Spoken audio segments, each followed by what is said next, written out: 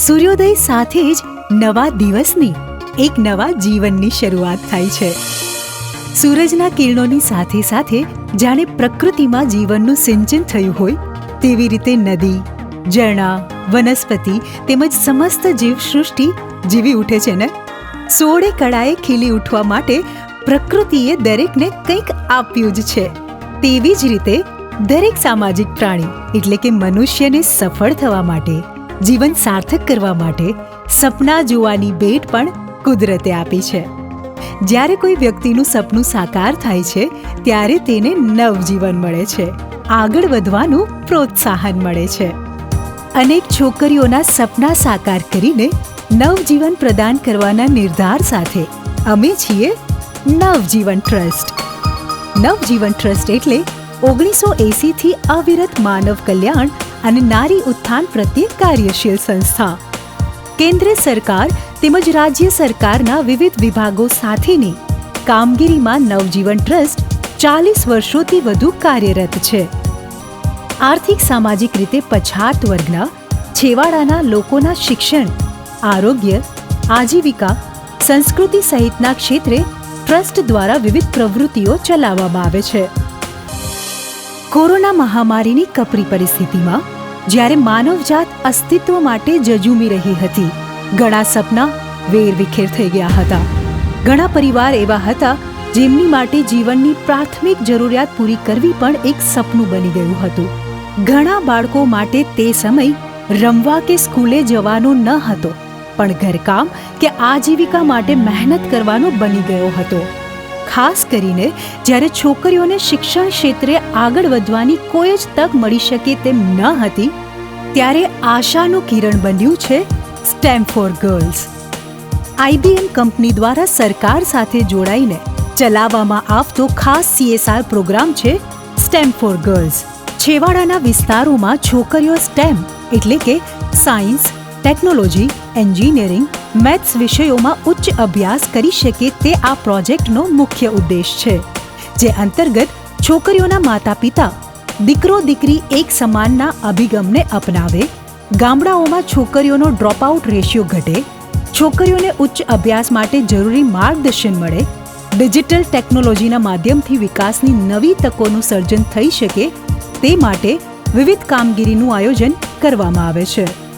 આગામી 3 વર્ષમાં રાષ્ટ્રીય સ્તરે સરકારી સ્કૂલની 2 લાખ વિદ્યાર્થિનીઓ અને ગુજરાત રાજ્યમાં 20,000 છોકરીઓ તેમજ 16,000 છોકરાઓને આ પ્રોજેક્ટ અંતર્ગત તાલીમ આપવાનો લક્ષ્યાંક છે.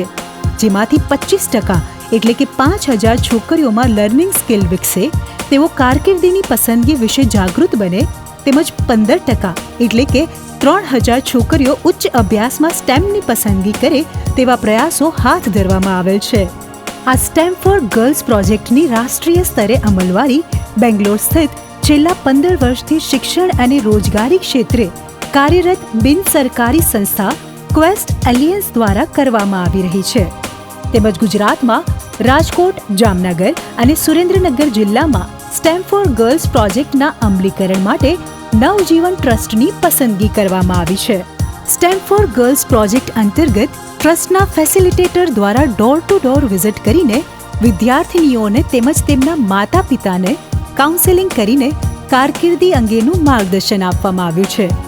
જાતિ સમાનતા, છોકરીઓને ઉચ્ચ શિક્ષણનું મહત્વ તેમજ સેલ્ફ લર્નિંગ સ્કિલ્સ, કોડિંગ સહિતના 21મી સદીને અનુરૂપ વિવિધ વિષયો વિશે વિગતવાર સમજણ આપવામાં આવી છે. સ્ટેમ શિક્ષણનું મહત્વ વધારવા માટે બાળકો સાથે national science day, career day, national girl child day, teachers day સહિત વિવિધ દિવસોની ઉજવણી કરવામાં આવી છે. કરિયર ગાઈડન્સ મોડ્યુલ અને રોલ મોડેલ સાથેની વાતચીત દરમિયાન જેતપુરની ધ્રુવીની વ્યથા સામે આવી. ધ્રુવીને CA બનવાનું સપનું હતું, પરંતુ ધ્રુવીના પિતા સામાન્ય સુથારી કામ કરતા હોય, તેઓને તે અંગે કશી માહિતી ન હતી. ત્યારે અમારા ફેસિલિટેટર શ્રી મંજુલાબેન કંડોલિયા તેણીના ઘરે જઈ તેણીના માતા પિતા તેમજ તેણીને માર્ગદર્શન પૂરું પાડવામાં આવ્યું. મારી આશાઓ હતી કે હું CA બન, પરંતુ તેના વિશે કંઈ જ્ઞાન મારી પાસે નહોતું. મને ખબર નહોતી કે CA બનવા માટે શું કરવું જોઈએ, શેની તૈયારી કરવી જોઈએ, શેની એક્ઝામ દેવાની અને કેટલો ખર્ચ હોય તેની મને ખબર નહોતી. મંજુલા મેડમના માર્ગદર્શનથી મને સીએ બનવાની મૂંઝવણ દૂર થઈ અને તેમની આપેલી માહિતી દ્વારા મારું સ્વપ્ન પૂર્ણ કરવા સરળ રસ્તો મળ્યો. મારી મૂંઝવણ દૂર કરી અને મને સીએ બનવાનું માર્ગદર્શન આપી મારું સ્વપ્ન પૂર્ણ કરવા માટે પાંખો આપનાર IBM, ક્વેસ્ટ એલિયન્સ અને નવજીવન ટ્રસ્ટ તથા મંજુલા મેડમનું હૃદયપૂર્વક આભાર માનું છું. Thank you. STEM four girls એટલે કે સાયન્સ, ટેકનોલોજી, એન્જિનિયરિંગ અને મેથ્સ, IBM, ક્વેસ્ટ એલાયન્સ અને સમગ્ર શિક્ષા અભિયાનના સહયોગથી ચાલતા આ પ્રોજેક્ટ અંતર્ગત ઘણા બધા મોડ્યુલ્સ ભણાવવામાં આવે છે.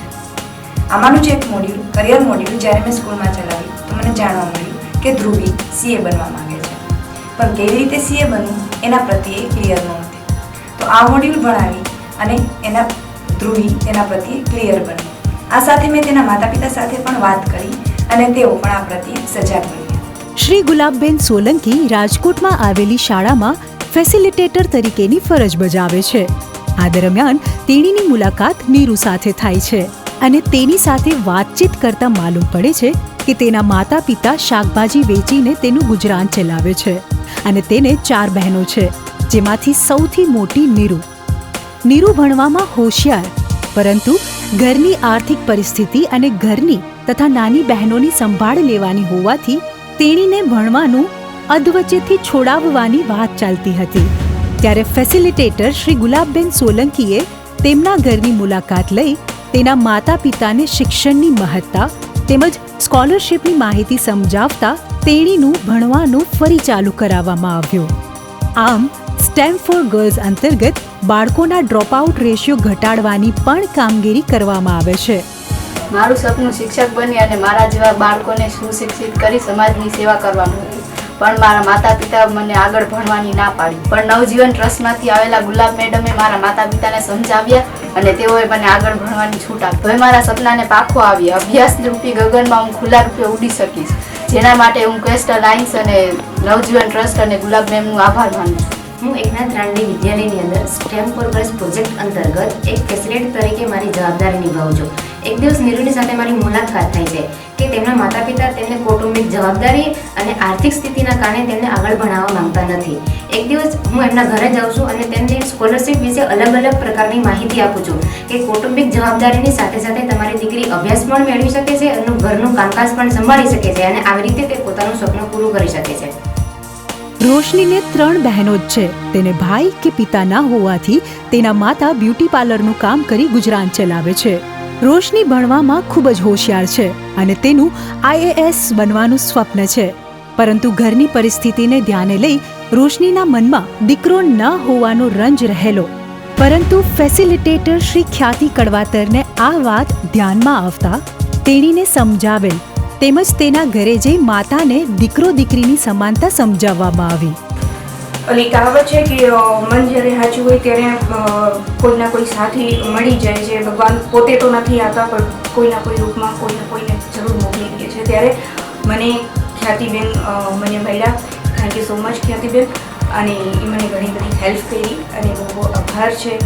21મી સદીમાં દુનિયાભરમાં દીકરીઓ STEM જેવા પ્રોજેક્ટમાં આગળ વધી રહી છે, પરંતુ હજુ પણ અમુક ઘરોમાં જેન્ડર ઇનઇક્વાલિટી અને સ્ટીરિયો મેન્ટાલિટી જોવા મળે છે. STEM પ્રોજેક્ટ કે જે STEM જેવા વિષયોમાં આગળ તો વધારે છે, તેની સાથે સાથે આ પ્રોજેક્ટ દીકરો દીકરી એક સમાન હોય અને તે રીતે આગળ વધી રહી શકે તે માટે તક પૂરી પાડે છે. આવી જ એક વાર્તા મહારાણી લક્ષ્મીબાઈ કન્યા વિદ્યાલયમાં ભણતી રોશનીની છે. રોશનીને પોતાને દીકરી હોવાનો ગર્વ અનુભવાતો નહીં અને તેને એવી મૂંઝવણ થતી કે કાશ એક દીકરો હોત તો સારું હોત, જેથી કરીને તે પોતાની માતાને મદદ કરી શકે. આ મૂંઝવણને ધ્યાનમાં લઈ હું રોશનીના મમ્મી સાથે મેં ચર્ચા કરી અને રોશનીની જે દીકરો બનવાની જે ઘેલછા છે તેને એક દીકરી હોવાનો ગર્વ અનુભવાવી તેની મૂંઝવણોને દૂર કરી અને અત્યારે રોશની પોતાને એક IAS ઓફિસર બનવા માટેના સપના જોઈ રહી છે અને એક દીકરી હોવાનો ગર્વ અનુભવી રહી છે. અહીંયા નવજીવન ટ્રસ્ટ દ્વારા 2 વર્ષથી છે એ STEM ફોર ગર્લ્સ અને છે એની સાથે ઇતર પ્રવૃત્તિ કરાવવામાં આવે છે અને એના કારણે વિદ્યાર્થીઓને અભ્યાસમાં રુચિ લેતા થઈ ગયા છે. એ ઉપરાંત જુદી જુદી શૈક્ષણિક પ્રવૃત્તિઓ છે કે જેવી કે રમત સાથે જ્ઞાન મેળવી શકે, પોતાનામાં છે એ આવડત કેવી પડેલી છે, સ્કિલ એ પોતે ખીલવવા માટે છે પ્રયત્નશીલ રહે છે અને અભ્યાસ પ્રત્યેની રુચિ ઘણી બધી એમની વધેલી છે. ટ્રસ્ટ દ્વારા સરસ મજાનો એક પ્રોગ્રામ કરવામાં આવ્યો અને છે એ 8 વિદ્યાર્થીઓને છે એ સારામાં સારા મોબાઈલ અને એમાં છે એ પૂરેપૂરી છે સિસ્ટમ અને છે નેટ સહિતનું પ્રોવાઈડ કરવામાં આવ્યું અને છે એ બાળકોને ઘણો બધો છે એ આના કારણે છે એજ્યુકેશનમાં લાભ થયેલ છે. તો આ તકે છે એ નવજીવન ટ્રસ્ટનો છે હું આભાર માનું છું અને હજી વધારે છે એ સારામાં સારી પ્રવૃત્તિ કરે એવી છે આશા રાખું છું. આમ આઈબીએમના CSR થકી ક્વેસ્ટ એલિયન્સના નેજા હેઠળ નવજીવન ટ્રસ્ટના માધ્યમ દ્વારા સ્ટેમ ફોર ગર્લ્સ પ્રોજેક્ટ અંતર્ગત વિવિધલક્ષી પ્રવૃત્તિ તેમજ મોડ્યુલને આવરી લઈ દીકરીઓનો સર્વાંગી વિકાસ કરવામાં આવે છે. Navjeevan Trust is working in Gujarat for the past 40 years in the sector of education, health, rural development, women empowerment through various community-based organizations. Almost 40% of our resources are used for non-formal education. And this year we are really happy to have a partnership with Quest Alliance and IBM to implement the project called STEM for Girls to reduce dropouts as well as to prepare our children for the future, especially for the 21st century.